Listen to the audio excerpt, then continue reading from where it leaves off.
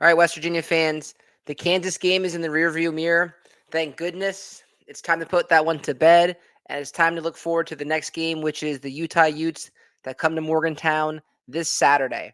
So, in this episode, I'm going to break down the top upcoming storylines for the game on Saturday. Before we do that, if you're a West Virginia fan, please remember to like and subscribe to JerseyEER.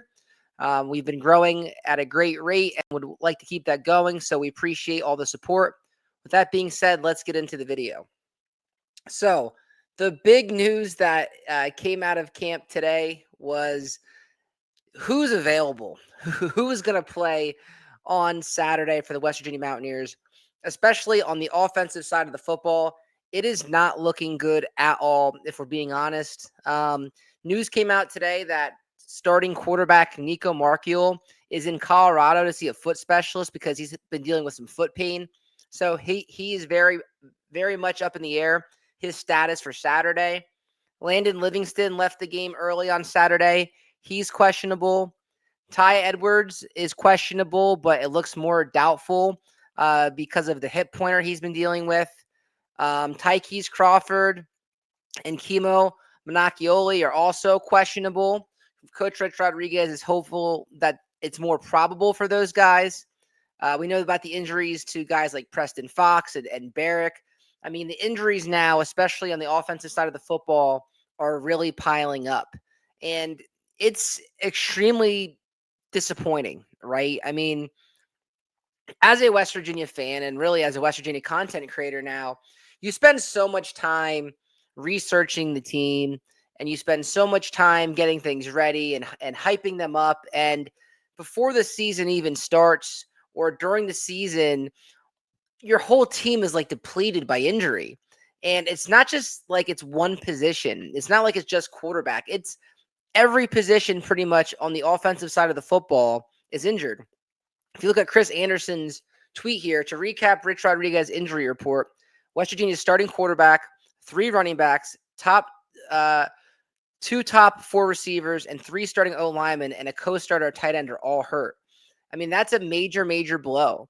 And it's not like we're Alabama or Georgia that has extreme depth. We don't. If you also, speaking of Chris Anderson and Mike Kazaza, their show this past week, there was a question about how much West Virginia spends in NIL money compared to everyone on their schedule. They might have beaten 3 teams, right? Ohio, Robert Morris were definites, and then maybe UCF, maybe Pitt. But other than that, every other team in the conference, we are behind in NIL spending. So when you are already in that position as it is, and then with 81 new players, you need things to go right. And this is just something that has been piling up. And it was the same case last year with injuries. But this year's probably worse. And it just comes at a really bad time. We desperately need a bye week, but we still have games to play before we get there. So they're in a very tough position. Hopefully the guys that are questionable are more probable, and it's just extremely disappointing for West Virginia. It's almost hard to even gauge this season now, right? I don't want to make excuses because I don't like excuses, but how can you really evaluate the team when your whole starting positions offensively are all hurt, especially at running back? I mean, you think back to losing White and now Edwards, and then Knighton wasn't eligible. You're done. And then even Bowers has a concussion, right? Sincere Bowers has a concussion. You're down to your 5th string running back. It's just alarming what's happened. And then you're going against a really good Utah team that prides themselves defensively. It's going to be extremely challenging. For me, I try to remain optimistic. I try to give you the reasons why I think West Virginia has a shot to win. And it's really, really hard today to be optimistic with our availability and where the roster currently stands. If you look at our performances so far this year and the confidence of guys that are behind them, it's disappointing and it's hard to be optimistic. You look at the offensive line grades and how bad we performed on the offensive line, and Rich Rodriguez flat out said today that if the other guys were able to go in, he'd put them in, but he didn't feel like they're ready. So if our starters are injured on the offensive line, what are the backups going to look like, especially against a good Utah team? So this is extremely, extremely concerning, disappointing, and I gotta be honest. I'm not sure if I'm excited about Saturday's game at all now. Right? Usually, as the week builds, I get super excited for the game. I'm okay. Like, here's a chance for us to win. Now, I don't know. I don't know if my expectations are going to be so low for this one because, like I said, with our roster situation, we're already facing an uphill battle. Never mind if you're down to your fourth or fifth string running back and you're missing half of your offensive line and your starting quarterback. It's just really disappointing right now. I know I've said that a bunch, but man, it's just a tough pill to swallow. And hear Rich Rodriguez talk about that today because it's going to be a very, very big long shot that we are successful on Saturday, in my opinion. Other key things, and I put Jalen time, but who knows who the quarterback's going to be. I said Jalen time because he looked pretty decent running the ball on Saturday versus Kansas. He delivered a spark to the offense. I know it was in garbage time, but I think West Virginia and what Rich Rodriguez likes to see out of his quarterbacks that Jalen can do with his legs. Can he make the throws now? So if Nico's out, my best guess would be it would probably be Jalen Henderson's time to shine. But you never know. There's still Scotty Fox, who they've thrown in the Pitt game. So you never know if they're going to go to him. Max Brown is someone that seems like he's very athletic, but we haven't seen him this year. Is it his turn to get some snaps? We've seen Khalil Wilkins. Who knows? If it was up to me, I'd probably say I'm most comfortable with Jalen Henderson because he has played in the SEC before and he's a veteran guy and maybe the team can rally behind him, but we truly don't know. So whoever plays the majority of quarterback is going to be storyline number 2 for West Virginia. So storyline number 1 was the injuries. Story number 2 is going to be the quarterback, and is it Jalen time? Number 3, nothing to really go with the product on the field, but the uniforms. So they've had this plan for a while now to do these retro uniform looks from 1965. So I know West Virginia fans, especially the old school ones, are going to be excited to see this look again. If I'm going to be honest, though, I don't really love them that much, if I'm being completely honest. I like the Flying Dove V, and this one just doesn't do it for me. Probably because I've only been following the team for like 16 years now. So the traditional uniform, I like just the West Virginia, not necessarily the state outline and things like that. So I can deal with it for one game, but I know a lot of you guys will be excited for it. Definitely let me know in the comments if you're excited to see the uniforms, you don't care, or you don't like them. Let me know. For me, they're just whatever. Let's talk about some other storylines on the Utah side. And that's Devon Dampier's health. So this is a big story that I don't think a lot of people are talking about. So you can see from the headlines that were out in Whittingham's press conference, Devon Dampier might be battling some injuries here.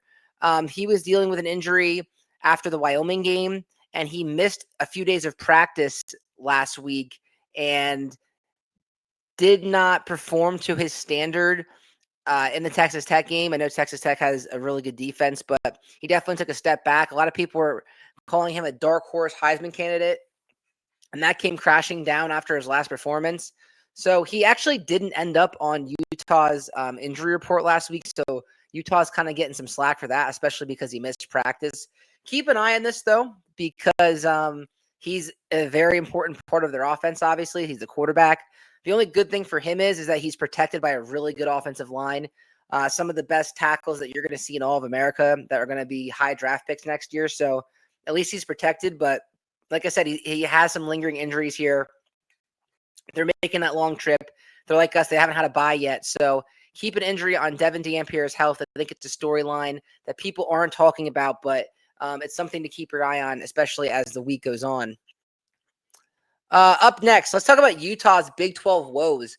I know we assume that Utah is a good football team, and I think they are, right? If you look at what they've done this season, they've had some pretty impressive wins. Granted, they haven't been against really anybody that good. I mean, they beat UCLA pretty handily, but they haven't been a good football team.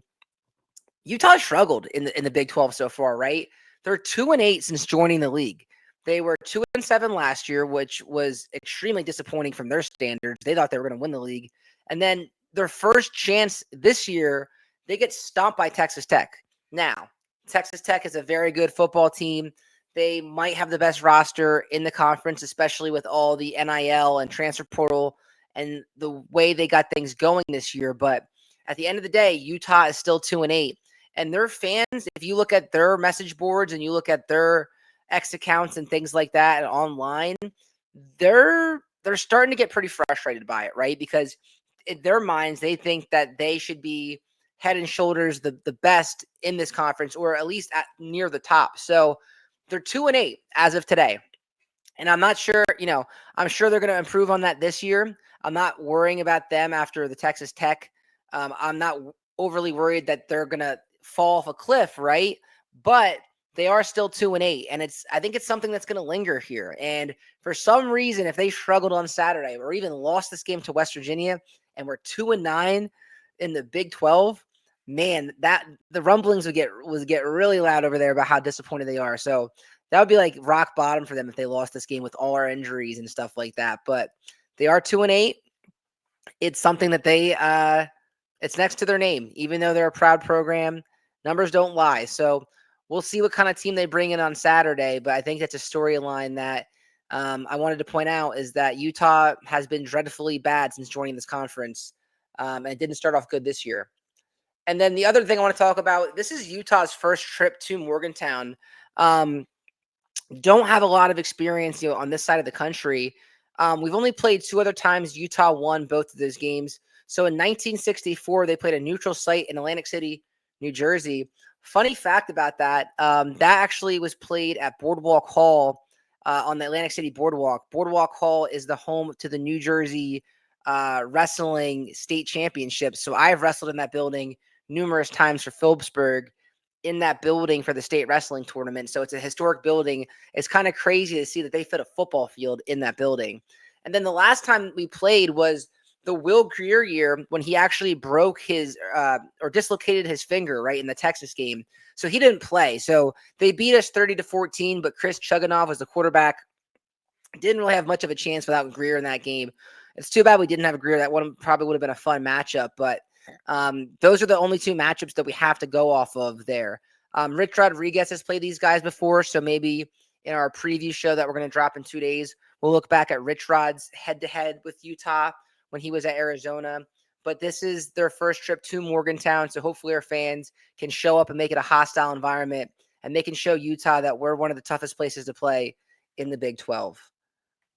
And that's all I got, right? So it was another short show. Just wanted to get on here and talk about the storylines that I'm looking forward to. Again, I know it was kind of a depressing show, especially in the beginning with all the injuries and things like that. But who knows? Maybe this team can step up.